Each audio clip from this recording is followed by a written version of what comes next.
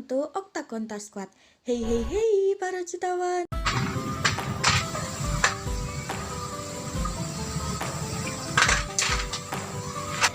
Halo, assalamualaikum warahmatullahi wabarakatuh para jutawan. Kali ini bertemu aku lagi dengan Ulum Miftahul Jannah dari Tadris IPA IAIN Kudus. Aku sekarang ini bersama nih sama adik. Ayo, siapa namanya? Nama aku Safiatul Nimah. Oke, nanti kami akan membawakan tema IPA dalam peribadahan ya.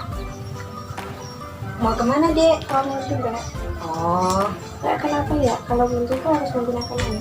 oke, ya udah tak jelasin ya. Kita duduk aja ya. Ya udah, tak coba tak jelasin ya. Kenapa kita berwudu itu menggunakan air gitu. Air itu merupakan pelarut universal. Dia bersifat universal, artinya air itu dapat melarutkan semua zat gitu. Proses pembersihan air. Nah, proses pembersihan air itu sebenarnya proses pelarut zat yang bersifat polutan atau kotoran gitu. Kalau zat-zat yang tergolong sebagai elektrolit, kemudian sebagai zat-zat lain yang bersifat polar, itu sebenarnya dapat dibersihkan menggunakan air. Kalau dalam ilmu fikih biasanya kan ada yang digunakan untuk wudhu kan air mutlak gitu ya, air yang suci mensucikan gitu. Itu kan ada beberapa indikatornya. Dalam sains juga ada beberapa indikator, yaitu air itu harus tidak berwarna, tidak berbau, dan tidak berasa. Kalau di salah satu dari ketiga indikator ini tidak terpenuhi, artinya air itu ternyata kotor. Bisa dikatakan bahwa air tersebut sudah tercemar gitu.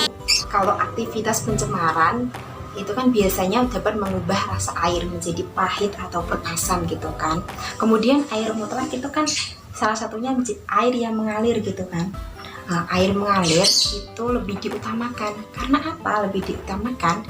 Karena kok lebih diutamakan? Karena dia akan mendapatkan oksigen larut itu lebih banyak, sehingga dia itu mempercepat proses pengeluaran zat-zat organik. Oke. Terus ini kan musim kemarau, air kan kadang sulit didapat. Terus bagaimana caranya berwudu sedangkan air untuk kebutuhan sehari-hari seperti memasak? Oke, kalau seperti itu ibadah di Islam, tata cara beribadah di Islam kita kan tidak memberatkan gitu, bersifat fleksibel. Kalau seumpamanya tidak ada air dan kita udah berusaha gitu mencari air, kita boleh lakukan tayamum. Kalau tayamum itu biasanya kita menggunakan debu ataupun menggunakan tanah gitu. Kenapa kok tanah? Karena tanah mengandung senyawa-senyawa aluminosilika. Karena apa? Dia itu memiliki kemampuan untuk membersihkan kotoran ataupun mikroorganisme seperti virus ataupun bakteri gitu. Sebagaimana kita tahu bahwa kulit kan memiliki saraf-saraf sampai berjutaan gitu kan. Dia itu kulit kan melindungi bagian tubuh yang terdalam kita gitu. Kalau kulit bagian luar itu biasanya yang ini itu disebut epidermis. Kemudian dalamnya itu disebut dermis gitu. Kalau menurut Profesor Martin G. Blaser, dia itu seorang pakar mikrobiologi dari Universitas Perubatan New York gitu. Dia itu mengungkapkan bahwa pada permukaan kulit itu ada sekitar 182 spesies bakteri. Wow, bisa dibayangkan kan bagaimana kotornya ini permukaan kulit kita. Nah, makanya gitu kita kalau berwudu harus menggunakan air biar kotoran itu hilang gitu.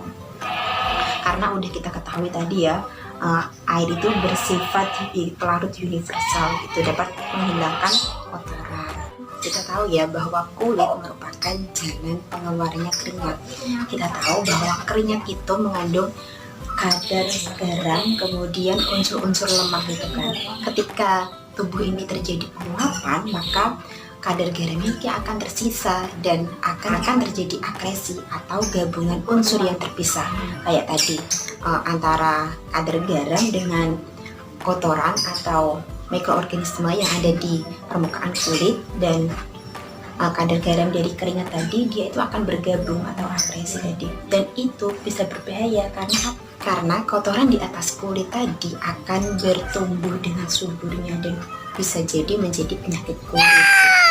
Makanya kalau wudhu kita itu kan memberikan manfaat yang banyak untuk membersihkan mikroorganisme ataupun kotoran-kotoran gitu. Lalu apa hubungannya air dan bakteri pada kulit?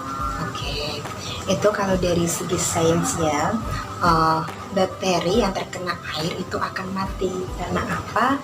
Karena tekanan osmosis di dalam tubuh itu lebih tinggi daripada tekanan osmosis di luar gitu.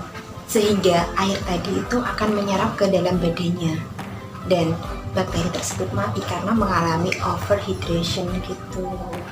Oke, udah paham? Sudah. Oke.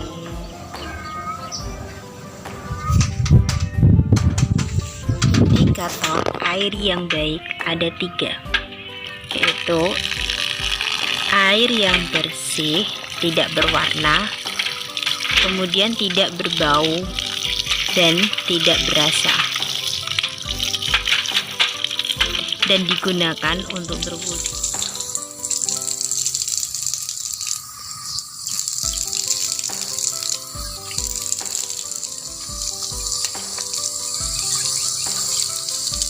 Oke, terima kasih para jutawan udah mau menyaksikan vlogku kali ini ya. Tunggu vlog aku selanjutnya. Bye bye. Wassalamualaikum warahmatullahi wabarakatuh.